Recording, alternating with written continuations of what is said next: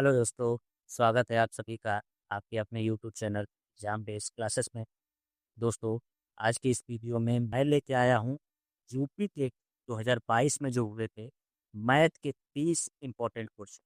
और दोस्तों, ये क्वेश्चन इस तरीके से हैं और आपको आगामी परीक्षाओं में सेम टू सेम ऐसा ही क्वेश्चन मैथ के देखने को मिलेगा, यही लेवल है। तो दोस्तों, इस बात को लिख के ले लीजिए कि आपको प्रीवियस ईयर के जितने क्वेश्चन हैं उन सभी को सॉल्व करके जाना है, जिससे आपके आगामी यूपी टेट का जो एग्ज़ाम होने वाला है आपको पता चल सके कि किस तरीके के पैटर्न के और किस लेवल के मैथ के क्वेश्चन पूछे जाते हैं। तो दोस्तों, आज के इस वीडियो में हम सॉल्व करेंगे आपके यूपी टेट 2022 के मैथ के क्वेश्चंस को। आइए चलते हैं। आपका जो यूपी टेट 2022 में पहला क्वेश्चन पूछा गया था वो क्वेश्चन ये था। क्वेश्चन था आपका कि यदि a/3 बराबर b/4 बराबर c/7 हो तो कह रहा है कि a प्लस बी प्लस सी और बटा में c का मान क्या होगा। ऐसे क्वेश्चनों को सॉल्व करने के लिए आपको क्या करना है कि इनके बराबर एक कोई वैल्यू मान लेनी अपनी तरफ से। जैसे कि आपको मान लेना है कि a/3 बराबर b/4 है और उसी के बराबर क्या है, c/7 है। मान ले रहे हैं कि ये तीनों जो है वो k के बराबर है। एक हमने वैल्यू मान ली कि ये तीनों k के बराबर है, तो यहाँ से हमको a बराबर क्या मिल जाएगा, 3k। b बराबर क्या मिल जाएगा, 4k। और c बराबर क्या मिल जाएगा, 7 की वैल्यू मिल जाएगी। इन्हीं वैल्यू को हमें क्या कर देना है, इस समीकरण में पुट कर देना। यहाँ जो समीकरण दिया है a प्लस बी प्लस सी बटा सी, तो a का मान रख देंगे, b का मान रख देंगे, c का मान रख देंगे और मान को निकाल लेंगे। a का मान हमारा क्या है, 3k। b का मान क्या है हमारा, 4k। और c का मान क्या है हमारा, 7k। और बटा में क्या हो जाएगा, 7k। इसको हल करेंगे तो हमें मिलेगा 14k/7 के बराबर क्या हो जाएगा, तो यानी ऑप्शन नंबर सी हमारे इस क्वेश्चन का उत्तर होगा। तो आपको आगामी यूपी टेट के एग्जाम में इस तरीके का क्वेश्चन मिलेगा, तो आप उसकी कोई एक वैल्यू मान लेंगे और उसके बाद उस वैल्यू को पुट करके क्वेश्चन को हल कर देंगे। ओके दोस्तों, आइए अगले क्वेश्चन पे चलते हैं। अगला क्वेश्चन जो यूपी टेट 2022 में पूछा गया था, कह रहा है कि यदि 5 जनवरी 1991 को शनिवार था तो 3 मार्च 1992 को सप्ताह का कौन सा दिन होगा। ये बेसिकली रीजनिंग का क्वेश्चन है और ये मैथ में पूछा गया है। तो कैलेंडर जब आप पढ़ेंगे तो आप जानेंगे कि जब एक साल से हम किसी दूसरे साल में इंटर करते हैं तो एक दिन हमारा क्या होता है, बढ़ जाता है। एक दिन हमारा बढ़ जाता है। जैसे यहाँ पे दिया है कि 5 जनवरी 1991 को शनिवार था। क्या था, शनिवार था। 1991 को शनिवार था। 1991 हमारा क्या लीप ईयर है, नहीं, ये नॉन लीप ईयर है। तो इस हिसाब से जब हम 5 जनवरी से हम 1991 है और बढ़ेंगे 5 जनवरी 1992, जब बढ़ेंगे तो हमारा एक दिन बढ़ जाएगा। यहाँ हमारा क्या था, शनिवार था, तो यहाँ हमारा क्या हो जाएगा, रविवार हो जाएगा। क्या हो जाएगा, रविवार हो जाएगा। अब हम देखेंगे, चूंकि हमसे पूछा है मार्च, हमसे क्या पूछा है, हमसे पूछा है मार्च। तो जब हमसे मार्च पूछा है तो बाकी जो बचे हुए दिन हैं उनको हम क्या करेंगे, जोड़ेंगे, कितने दिन और बचे हैं। तो हम देखेंगे कि जनवरी में 5 जनवरी तक तो हमने गिन लिया। जनवरी में बचे हमारे 26 दिन। चूंकि 1992 है तो ये क्या है, लीप ईयर है, इसलिए फरवरी में कितने दिन होंगे, तो यहाँ पे फरवरी में दिन होंगे 29। और हमें मार्च में चाहिए, मार्च में चाहिए 3 तारीख, तो 3 हम जोड़ देंगे। इनको जोड़ेंगे, 9 6 15 और 3 18, और ये क्या हो जाएगा, 58। 58। अब देखेंगे सप्ताह, 7 से जब इसको डिवाइड करेंगे तो 2 हमारा क्या बचेगा, रिमाइंडर बचेगा। इसलिए रविवार में 2 दिन हम एक्स्ट्रा जोड़ देंगे तो हो जाएगा हमारा 3 मार्च 1992 का।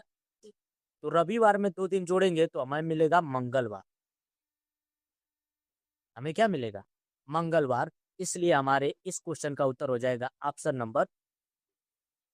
ओके दोस्तों, आइए आपके अगले क्वेश्चन पे चलते हैं। अगला क्वेश्चन ये बोडमास का क्वेश्चन है और इस क्वेश्चन को सॉल्व करना क्या है, बहुत ही कठिन होता है। एग्जाम में सारे बच्चे इसको गलत कर देते हैं, अधिकांश बच्चे इसको गलत कर देते हैं जो इसका नियम नहीं जानते। यहाँ पे थोड़ी सी मिस्टेक है, ये घाते 2 है, माइनस घाते 2 है। यहाँ पे हमें एक फार्मूला ध्यान रखना है कि अगर किसी पर माइनस की घात होती है, जैसे 1/यक्स पे अगर माइनस यन घात है तो इसको जब हम बदलते हैं तो यक्स के घाते 1 हो जाता है, यक्स के घाते यन हो जाता है, यक्स के घाते क्या हो जाता है, यन हो जाता है। यही चीज हम यहाँ पे फॉलो करेंगे। ये हो जाएगा आपका 3 के घाते प्लस का 3 और माइनस में 4 के घाते 2। इनको हमें एक साथ जोड़ना है और भाग देना है 4 के घाते 3 से। बोडमास का रूल है, हमें सबसे पहले छोटे कोष्ठक को सॉल्व करना होता है। तो छोटे कोष्ठक को सॉल्व करेंगे, 3 का स्क्वायर हो जाएगा हमारा 27 और 4 का स्क्वायर हो जाएगा 16। इन्हें जब हल करेंगे तो हमें मिलेगा कितना, 11 मिलेगा। क्या मिलेगा, 11। और इसको जब हम करेंगे तो ये हो जाएगा हमारा 64, आगे क्या हो जाएगा 64। इन्हें जब हल करेंगे हम तो ये हो जाएगा 11 आगे 64, यानी कि हमारा उत्तर होगा ऑप्शन नंबर 1, 11/64 इस क्वेश्चन का उत्तर। इसको आपको याद रखना है कि अगर 1/यक्स के घाते माइनस का यन है तो उसको जब बदलेंगे तो यक्स के घाते प्लस का क्या हो जाएगा, यन हो जाएगा। तो उसी हिसाब से हम 1/3 के घाते -3 को बदलेंगे तो हो जाएगा 3 के घाते 3, और 1/4 के घाते -2 को बदलेंगे तो हो जाएगा 4 के घाते 2, और भाग 1/4 के घाते -3 को बदलेंगे तो 4 के घाते 3, और इसको हल कर लेंगे तो हमारा उत्तर हो जाएगा 11/64। ओके दोस्तों, आइए आपके अगले क्वेश्चन पे चलते हैं। ये सारे क्वेश्चन यूपी टेट 2022 के हूबहू भी एक क्वेश्चन है और इसी पैटर्न के क्वेश्चन आपके एग्जाम में आपसे पूछे जाने हैं। तो आगामी यूपी टेट का जो भी एग्जाम होने वाला है आपका 3 दिन में होने वाला है, तो आपको प्राइमरी लेवल पे इसी तरीके के मैथ के क्वेश्चन देखने को मिलेगा। अगला क्वेश्चन है, कह रहा है कि एक त्रिभुज की रचना करने के लिए संभव भुजाएं होनी चाहिए। ये हमें ऑप्शन दिया है 6, 3, 3। क्या ये एक त्रिभुज बन सकता है? 6.3 सेंटीमीटर, 5.9 सेंटीमीटर, 4.6 सेंटीमीटर। क्या ये एक त्रिभुज बनाएगा? 6.5 सेंटीमीटर, 105 मिलीमीटर और 39 मिलीमीटर। क्या ये एक त्रिभुज बनाएगा? अगर भुजाएं उनकी इतनी रही तो 3.5 सेंटीमीटर, 9.2 सेंटीमीटर और 5.3 सेंटीमीटर, क्या ये एक त्रिभुज बनाएगा? इसी चीज को हमें देखना है। तो आप जानते हैं कि त्रिभुज का एक रूल होता है, त्रिभुज का रूल होता है कि त्रिभुज की 2 छोटी भुजाओं का योग हमेशा बड़ी भुजा से अधिक होना चाहिए। अगर हम ऑप्शन ए को देखते हैं तो इसकी बड़ी भुजा क्या है, 6, और इसकी छोटी भुजाएं हैं 3 + 3। तो ये तो क्या हो गई, बराबर हो गई। तो ये तो त्रिभुज संभव नहीं। अगर ऑप्शन हम बी को देखते हैं तो इसके सबसे बड़ी भुजा क्या है, 6.3, 6.3, और 2 छोटी भुजाएं 5.9 सेंटीमीटर और 4.6 सेंटीमीटर। इनको हम जोड़ेंगे तो ये हो जाएगा आपका 10.5, यानी कि 10.5 सेंटीमीटर होगा, 10.5 सेंटीमीटर होगा। यानी कि ये क्या बड़ी भुजा से बड़ा हो रहा है, यानी ये एक संभव त्रिभुज बना सकता है। आगे के ऑप्शंस को देखेंगे तो इसमें देखते हैं तो ये यहाँ दिया है हमें 105 मिलीमीटर और 39 मिलीमीटर।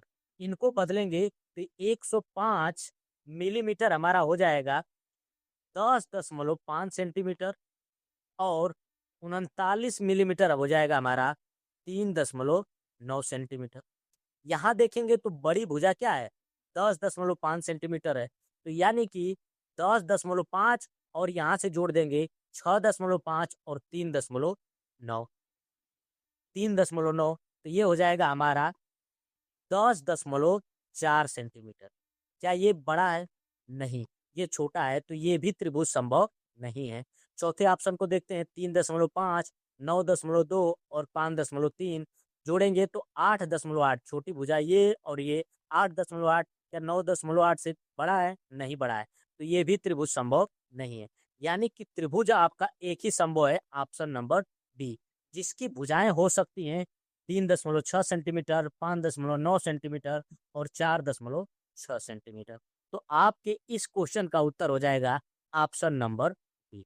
जब भी आपको यूपी टेट के अगले किसी शिफ्ट में आपको इस तरीके के क्वेश्चन मिले तो आप इस चीज को ध्यान रखिए कि त्रिभुज की भुजाएं तभी संभव है जब दो छोटी भुजाओं का योग आपकी बड़ी भुजा से बड़ा होना चाहिए।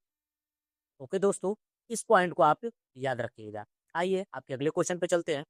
अगला क्वेश्चन है, कह रहा है कि कड़ी में 3 और 3 कड़ी में 3 और 4√5। कहने का है कि आरोही क्रम में व्यवस्थित करिए। कह रहा है कि इसका कड़ी में 3 का वर्गमूल निकालिए, 4 का क्यूब रूट निकालिए और 5 का आपको चौथा रूट जो निकालना है और उसको व्यवस्थित करना है कि कौन छोटा है और कौन बड़ा है। यहाँ पे आपको आरोही क्रम कह रहा है। आरोही क्रम का मतलब होता है असेंडिंग ऑर्डर, पढ़ते हुए क्रम में सबसे पहले हम छोटा रखेंगे, उसके बाद बड़ा रखेंगे और उसके बाद सबसे बड़ा रखेंगे। तो आइए आपके इस क्वेश्चन को हल करते हैं। दोस्तों इसे बदलने की कोशिश करते हैं। कड़ी में 3 जो ये कड़ी में दिया है इसको हम घात के रूप में बदलते हैं। हम जानते हैं कि जो कड़ी में 3 है जब इसको घात के रूप में बदलेंगे तो ये हो जाएगा 3 के घाते 1/2। अब ये है कि इसको क्यूब रूट निकालना है किसका, 4 का, तो ये हो जाएगा 4 के घाते 1/3। अगर बात करें इसका तो हमें 4√5 है और इसको घात में बदलेंगे तो हो जाएगा 5 के घाते 1/4। यहाँ दोस्तों हम देख रहे हैं कि ना इसका बेस सेम है और ना ही इसका घात सेम। अगर बेस सेम होता और तो उस तरीके से हम बता सकते थे कि कौन छोटा है कौन बड़ा है, और ना ही यहाँ पे घात सेम है, तो घात को हमें सेम करना है। घात को सेम करना है तो इस घात का जो हर है इसको हमें क्या करना है, बराबर है, यानी 1/2, 1/3 और 1/4। यहाँ पे हम क्या कर लेंगे, इनका एलसीएम लेंगे तो एलसीएम इसका 12 आएगा। अब इसके घातों को हमें 12 बनाना है तो 1/2 में हम क्या गुणा करेंगे, 1/2 में हम क्या गुणा करेंगे कि ऊपर नीचे दोनों गुणा करना पड़ेगा कि 12 हो जाए। तो हम गुणा करेंगे 6/6 का, तो हमारा क्या हो जाएगा, 6/12 हो जाएगा। उसी तरह 1/3 की अगर बात करें तो 1/3 में हम 4/4 का गुणा करेंगे तो हो जाएगा हमारा जो इसका हर है वो बराबर हो जाएगा। उसी तरह 1/4 में हम 3/3 का गुणा करेंगे तो हर बराबर हो जाएगा। तो इस तरीके से हमें क्या करना है, पहले हर को बराबर कर लेना है और उसके बाद इसकी वैल्यू क्या करनी, निकालनी। तो जब हम हर को बराबर कर ले रहे हैं तो हमारा यहाँ पे उत्तर क्या आ जाएगा कि 3 के घाते 6/12 लिख सकते हैं। 4 के घाते हम क्या लिख सकते हैं, 4/12 लिख सकते हैं। और 5 के घाते हम क्या लिख सकते हैं, 3/12 लिख सकते हैं। ये लिख सकते हैं। अब इसको इस रूप में भी तो लिख सकते हैं कि 3 के घाते 6 और उसके घाते 1/2। यहाँ लिख सकते हैं 4 के घाते 4 और उसके घाते 1/12, सॉरी 1/2 नहीं 1/12 होगा। और यहाँ पे 5 के घाते 3 और उसके घाते 1/12। अब देखते हैं कि हमारा क्या घात बराबर हो चुका है, घात बराबर हो चुका है और इसकी वैल्यू हमें निकालनी है। इसकी वैल्यू हमें निकालनी है तो जब हम वैल्यू निकालेंगे 3 के घाते 6, 3 के घाते 6 की जब हम वैल्यू निकालेंगे तो ये आ जाएगा आपका 729 के घाते 1/12। 4 के घाते 4 की वैल्यू निकालेंगे तो ये हो जाएगा 256 और उसके पावर 1/12। और 5 के घाते 3 की वैल्यू निकालेंगे 125 और उसके घाते 1/12। अब यहाँ सबका क्या है, घात बराबर हो चुका है। और यहाँ पे अगर हम मान देख रहे हैं तो सबसे छोटा मान क्या है, इसका है। और ये दरअसल में क्या था, ये था 4√5। उसके बाद छोटू वैल्यू है इसकी 256 और उसके घाते 1/12। ये था आपका 3√4 और ये आपका था √3। √3 की ये क्या है, वैल्यू है। तो हमें असेंडिंग ऑर्डर में लिखना है, बढ़ते हुए क्रम में। तो सबसे छोटा क्या हो जाएगा, 4√5। उससे बड़ा क्या हो जाएगा, 3√4 और उससे बड़ा क्या हो जाएगा, √। इसको देखेंगे तो हमें ऑप्शन को देखना है। तो हमें जो ऑप्शन मिल रहा है, option number C, option number C हमारे इस क्वेश्चन का उत्तर हो जाएगा। ओके दोस्तों, आई होप आपको हमारा बताया गया ये एक्सप्लेनेशन अच्छे से समझ में आ रहा हो। दोस्तों, इस बार जो यूपी टेट का एग्जाम है, आपके मैथ का जो पेपर होगा, मैथ के जो क्वेश्चन होंगे, उसका लेवल सेम रहेगा। उसका लेवल क्या रहेगा, सेम रहेगा। और इस बार मैं जो बेसिक से बता रहा हूँ आपके सभी सोल्यूशन को, उसका कारण ये है कि इस बार बहुत ज़्यादा लोग यूपी टेट का एग्जाम दे रहे हैं। वो लोग भी एग्जाम दे रहे हैं जो इतने सालों से बैठे हुए हैं, यूपी टेट पहली बार आया है कई सालों बाद, वो भी एग्जाम दे रहे हैं। साथ के साथ जो ऑनरेबल सुप्रीम कोर्ट ने आदेश दिया है कि जो प्राइमरी के टीचर हैं, जिन्होंने यूपी टेट क्वालिफाई नहीं किया है या फिर उनके समय यूपी टेट नहीं हुआ वो करता था, उनको भी यूपी टेट पास करना है, तो वो भी आपके इस एग्जाम में बैठ रहे हैं। तो भीड़ बहुत ज़्यादा होने वाली है। तो इसलिए मैं आपके सभी एक्सप्लेनेशन को अच्छे से आपको समझा रहा हूँ और उम्मीद करता हूँ कि आपको हमारे द्वारा बताया गया ये एक्सप्लेनेशन अच्छे से समझ में आ रहा होगा। अगर वीडियो आपको अच्छी लग रही है तो वीडियो को लाइक करें, अपने दोस्तों के साथ इसे शेयर करें और हमारे चैनल एग्जाम बेस्ड क्लासेस को सब्सक्राइब करें, क्योंकि हम अपने चैनल पे इसी तरीके की टीचिंग एग्जाम से रिलेटेड, इससे पहले मैंने कुछ केबीएस की वीडियो बनाई, साथ के साथ मैं एक केबीएस का एस्पिरेंट भी हूँ। मैंने केबीएस का मेंस दिया है। आई होप मेरा हो जाना चाहिए, इंटरव्यू कॉलिंग आनी चाहिए।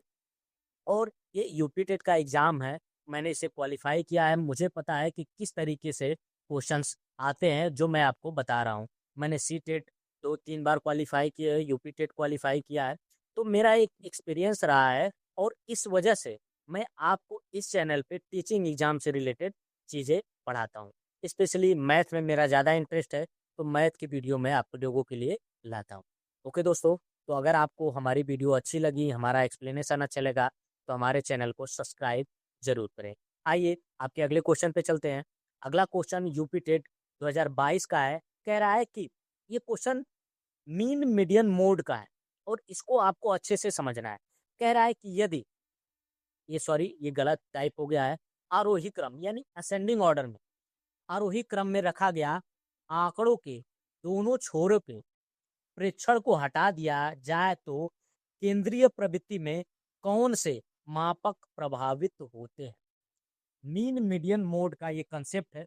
अगर आप मीन को जानते हैं यानी माध्य को जानते हैं, तो माध्य क्या होता है कि जो असेंडिंग ऑर्डर होता है, सभी संख्याओं का योग और कितनी संख्याएं हैं उनको जोड़ा जाता है। अगर मान लीजिए कि हमारे पास 5 संख्याएं हैं, ठीक, उनका योग कुछ आ रहा है और हमें 5 से भाग देंगे तो उसकी एक वैल्यू आएगी।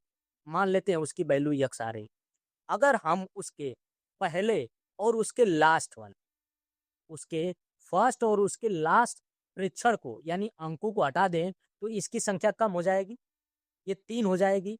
इसका योग भी प्रभावित होगा और उस समय हम भाग देंगे तो जो हमारी वैल्यू पहले यक्स आई थी वो यक्स भी प्रभावित होगी। तो इस वजह से इसका माध्य तो प्रभावित होगा, ये कंफर्म। इसका माध्य क्या होगा, प्रभावित होगा। अगला देखते हैं, कह रहा है माध्यक। माध्य और माध्यक दोनों प्रभावित होंगे। माध्य प्रभावित हो रहा है, माध्यक प्रभावित हो रहा है कि नहीं, इस चीज को हम देखते हैं।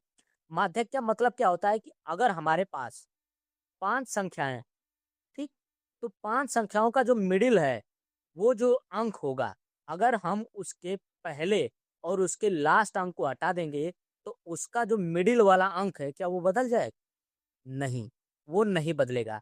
यानी आपका मिडिल का अंक सेम टू सेम रहेगा, यानी माध्यक तो प्रभावित नहीं होगा। यानी आपका ऑप्शन ये क्या हो गया, गलत हो गया। दूसरा देख रहे हैं बहुलक और माध्यक। तो यहाँ पे माध्यक प्रभावित नहीं हो रहा है, यानी कि दूसरा ऑप्शन भी आपका गलत हो गया। तीसरा ऑप्शन देख रहे हैं माध्य और बहुलक। माध्य तो प्रभावित हो रहा है, क्या बहुलक प्रभावित होगा?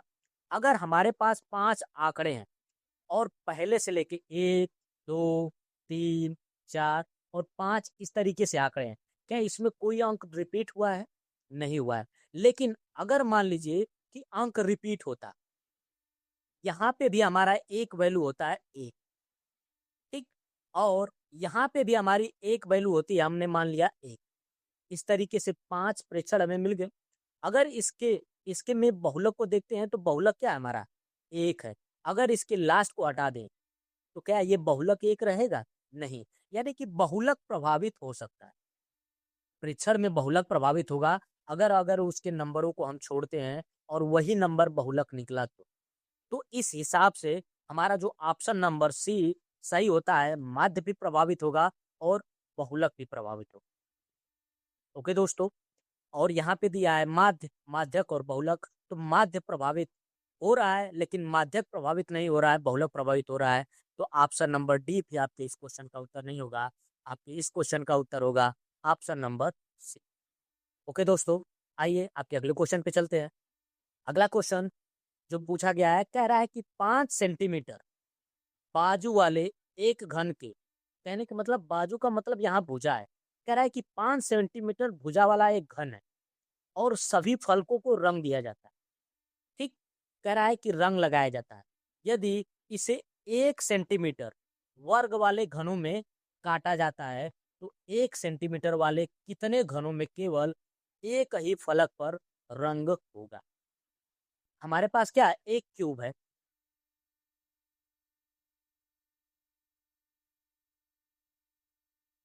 इस तरीके से हमारे पास एक क्यूब है और ये कह रहा है कि इस क्यूब के चारों, इसके सभी फलकों को, यानी 6 के 6 फलकों को रंग दिया जाता है और रंगने के बाद इसे एक एक सेंटीमीटर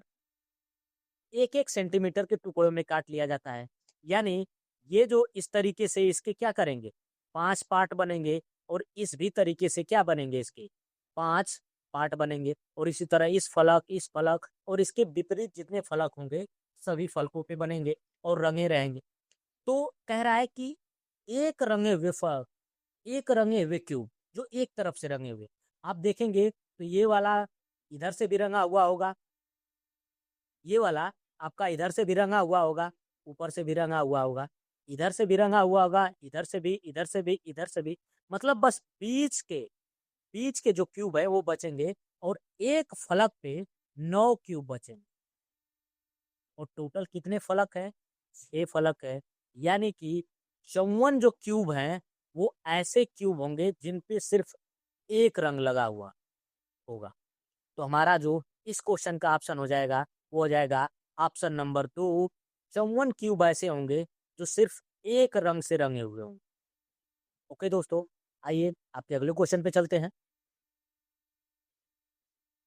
आपका अगला क्वेश्चन कह रहा है कि ए और बी किसी काम को 12 दिन में करते हैं। यानी ए और बी ये दोनों मिलके किसी काम को 12 दिन में कर लेते हैं।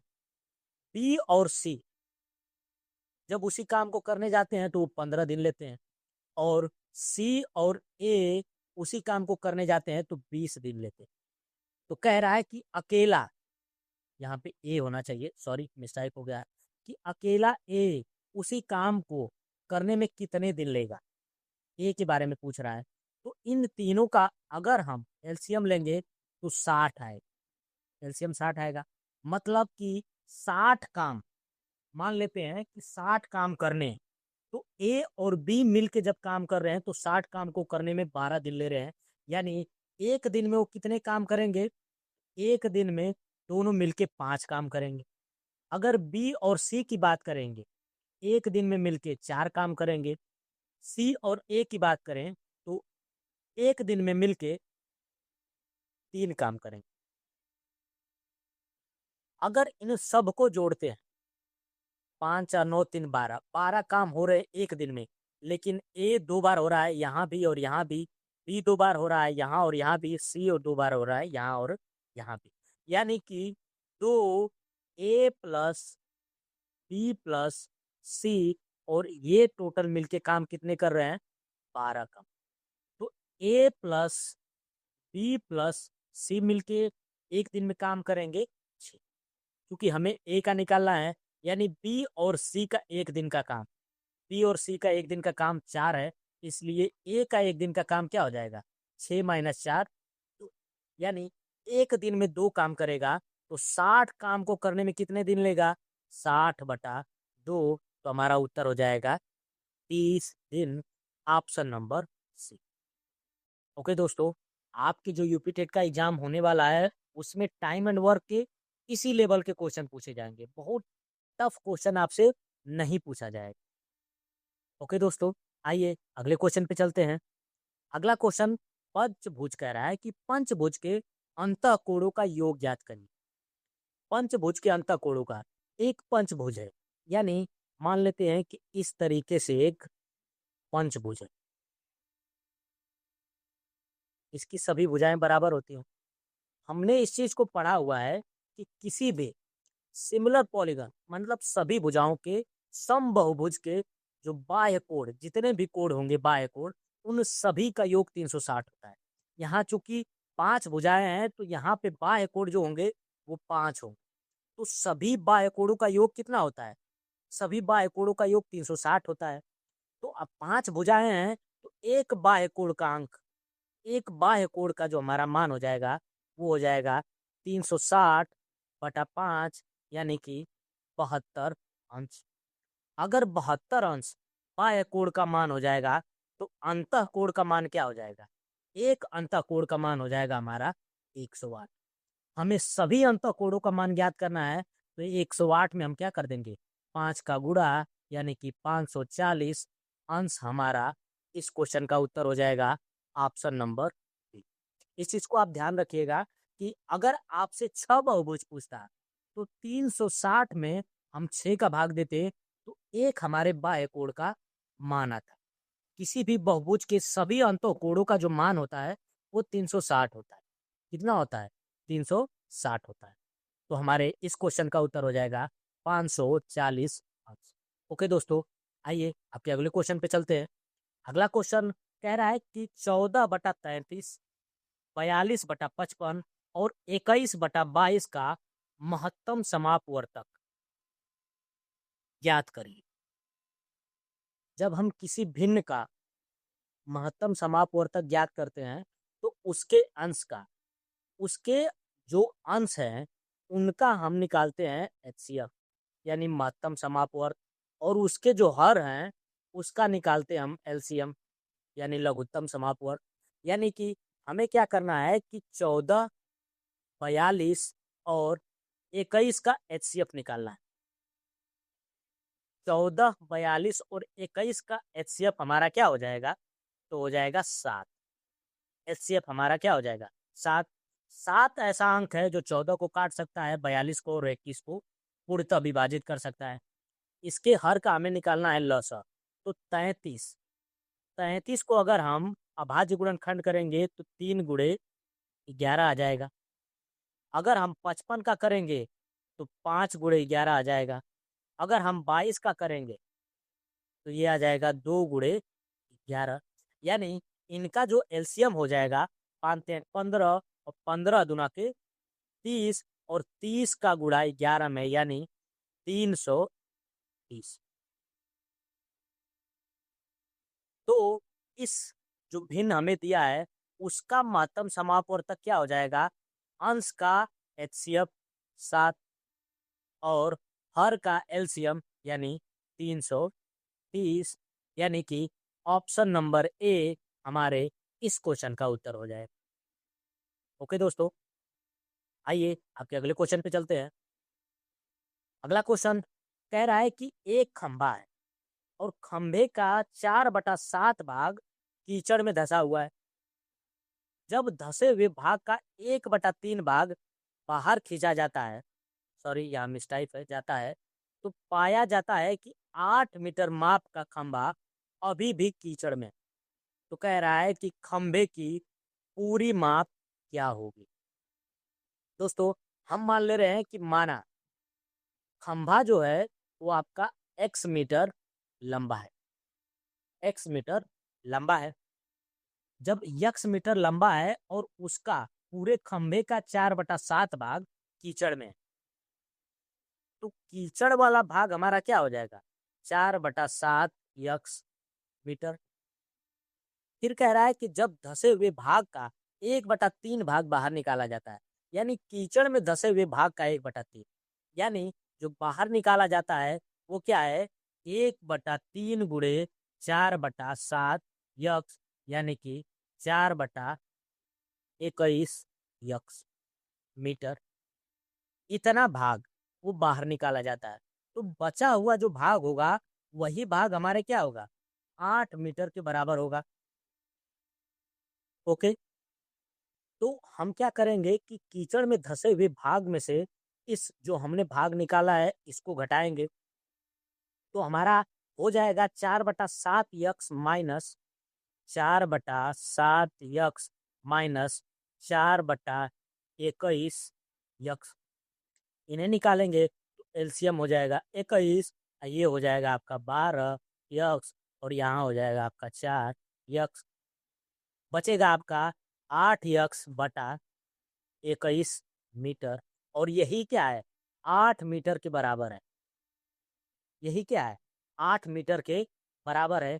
तो इस हिसाब से हमारा क्या हो जाएगा, 8 से 8 कट जाएगा, तो यक्स बराबर क्या हो जाएगा, 21 मीटर। यानी उस खंभे की जो लंबाई है वो कितनी है, 21 मीटर है। कितनी है, 21 मीटर है। तो हमारा इस क्वेश्चन का उत्तर हो जाएगा ऑप्शन नंबर 1, 21 मीटर। तो दोस्तों, आपको अपने एग्जाम में इसी तरीके से सवालों को हल करना है। आपके पास प्रॉपर टाइम होता है, अच्छे से टाइम होता है, आप सभी क्वेश्चन को अच्छे से हल कर सकते हैं। आराम आराम से क्वेश्चन को हल करिएगा, अच्छे से पढ़िएगा कि क्वेश्चन आपका क्या कह रहा है। आइए आपके अगले क्वेश्चन पे चलते हैं। अगला क्वेश्चन कह रहा है कि 7+2 √10 का वर्गमूल निकालिए। इस तरीके के क्वेश्चन पूछे जाते हैं और ये क्वेश्चन बहुत ही आसान है, इन्हें हमें बनाना है। 8वीं का बच्चा इसे बना सकता है, आप लोग तो फिर भी टीचर बनने जा रहे हैं, इसको हमें बनाना है। और इस तरीके के क्वेश्चन आपको एसएससी, सीजीएल, रेलवे में देखने को मिलते हैं, और ये बहुत ही आसान है। हमने फार्मूला पढ़ा है a+b का होल स्क्वायर। a+b का होल स्क्वायर हमारा होता है a² + b² + c²। इसी पे हमें इसको हल कर देना है। अगर हमसे पूछेगा कि इसका वर्गमूल निकालिए, चाहे इसका वर्गमूल निकालिए, तो हम कह देंगे ना कि a+b होगा, आसानी से कह सकते हैं। अगर हमें विस्तार करके ये हिस्सा दे दिया और कह दिया कि इसका वर्गमूल निकालिए, तो इसका वर्गमूल तो a+b ही होगा। हमें फार्मूला पता है, और इसी फार्मूले पे हमें इसको रख देना है। इसी फार्मूले पे हमें क्या करना है, इसको रख देना है। अगर आप देखेंगे तो वर्गमूल निकालना है, तो यानी कि करड़ी में होगा 7+2 और √10। इसे जब आगे हल करेंगे तो 7 को आप लिख सकते हैं 5+2, लिख सकते हैं कि नहीं, 7 को आप लिख सकते हैं 5+2, और ये हमारा क्या हो जाएगा, 2 + √10। अब ये √10 है, और √10 को हमें बदलना है। यहाँ पे हमें √10 को बदलना है।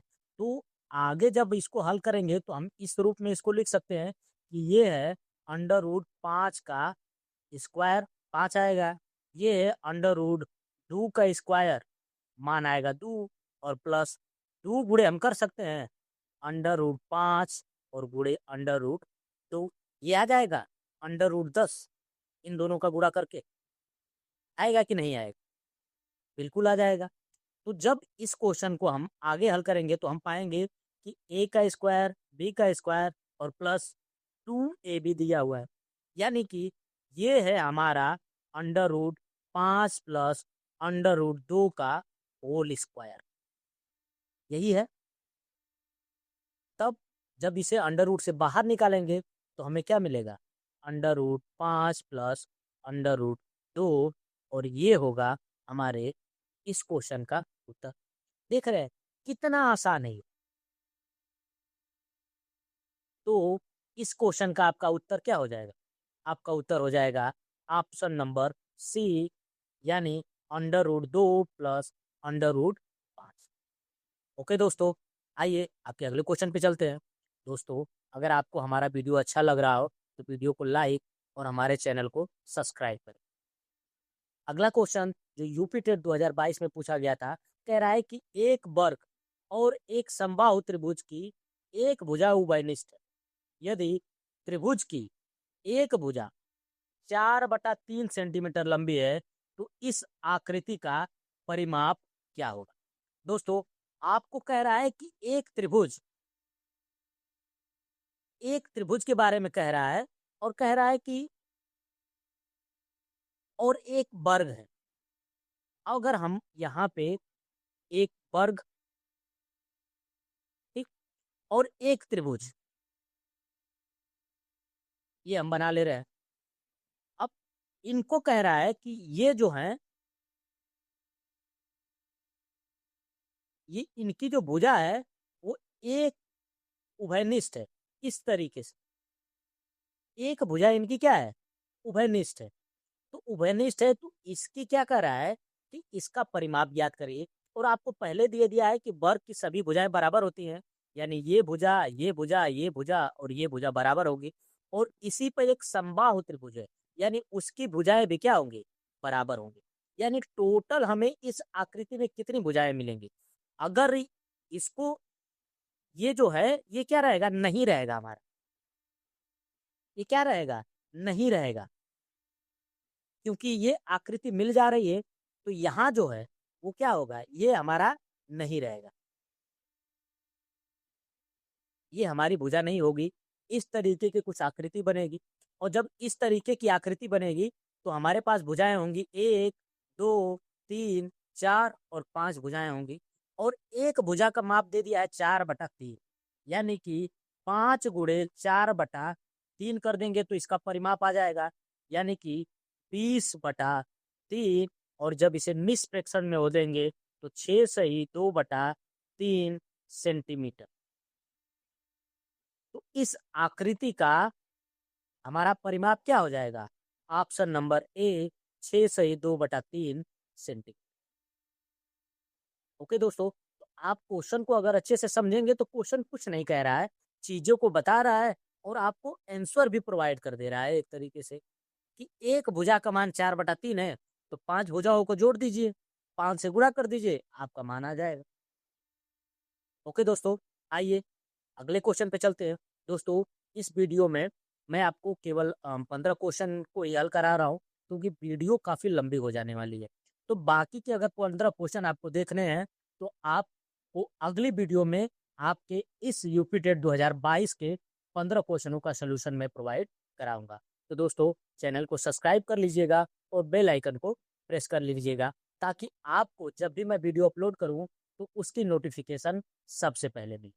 दोस्तों, यहाँ एक क्वेश्चन है, कह रहा है कि निम्नलिखित में से कौन सी संख्या 99 से विभाजित होती है? इन चारों संख्याओं में से कौन सी संख्या 99 से विभाजित होती है? तो 99 का विभाजिता रूल हमने तो पढ़ा नहीं, लेकिन हमने क्या पढ़ा है? 3 की विभाजिता रूल, और हमने पढ़ा है 11 का। 3 की विभाजिता रूल क्या कहता है कि जितने भी अंक है उनको जोड़ दो, अगर वो 3 से विभाजित हो जा रहे हैं तो वह संख्या 3 से विभाजित हो जाएगी।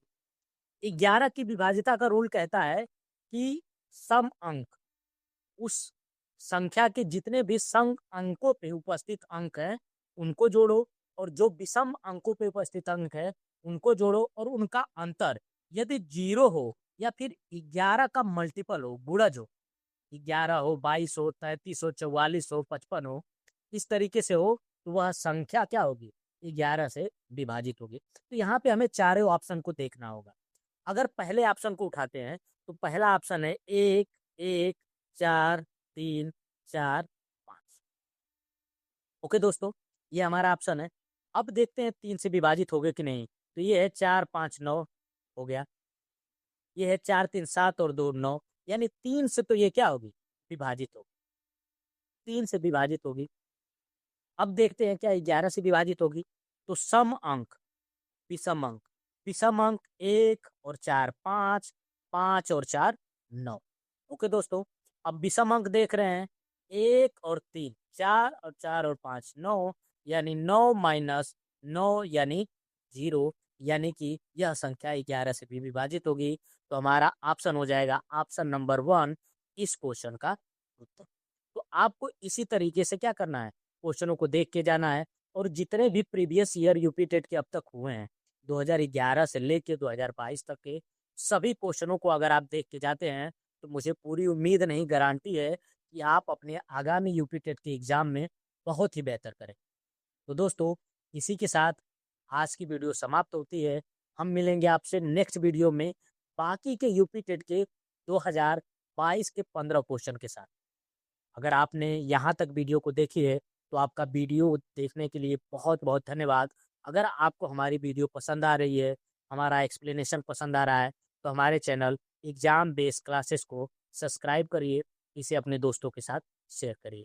हम मिलेंगे आपसे नेक्स्ट वीडियो में, तब तक के लिए जय हिंद।